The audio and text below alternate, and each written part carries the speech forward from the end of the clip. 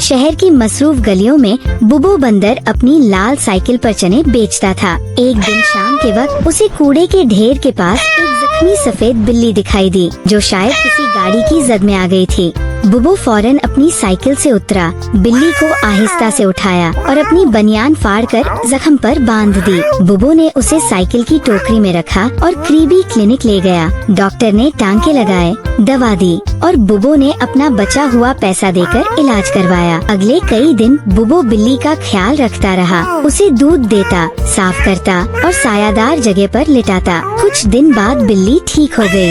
वो बुबो के साथ गलियों में जाने लगी। कभी साइकिल की पिछली सीट पर बैठती, कभी दुकान पर उसके पास बैठकर लोगों को देखती। बुबो और बिल्ली की दोस्ती सबको अजीब मगर प्यारी लगती। एक दिन जब बुबो फुटपाथ पर चने बेच रहा था, एक लड़का आकर उसका थैला छीनकर भाग गया। बुबो ने पीछा किया, मगर लड़का बहुत तेज था। बिल्ली ने फौरन छलांग मारी, दीवारों से होती हुई आगे पहुंची और लड़के पर हमला करके थैला छीन लिया। बुबो ने खुश होकर बिल्ली को गोद में उठा लिया। चंद दिन बाद बुबो बुखार में मुब्तला हो गया। वह कई दिन बिस्तर पर पड़ा रहा, मगर बिल्ली हर लम्हा उसके पास बैठी रही। कभी पानी का प्याला धकेल कर उसके करीब लाती, कभी उसके माथे को चाटती। बुबो की तबीयत बेहतर हुई और दोनों फिर से साइकिल पर शहर की गलियों में निकल पड़े। लोग मुस्कुराकर कहते, आ गई बुबो और बिल्ली की मशहूर जोड़ी। बुबो हंसता, बिल्ली गर्दन हिलाती और साइकिल की घंटी बजाती अगली गली में मुड़ जाती।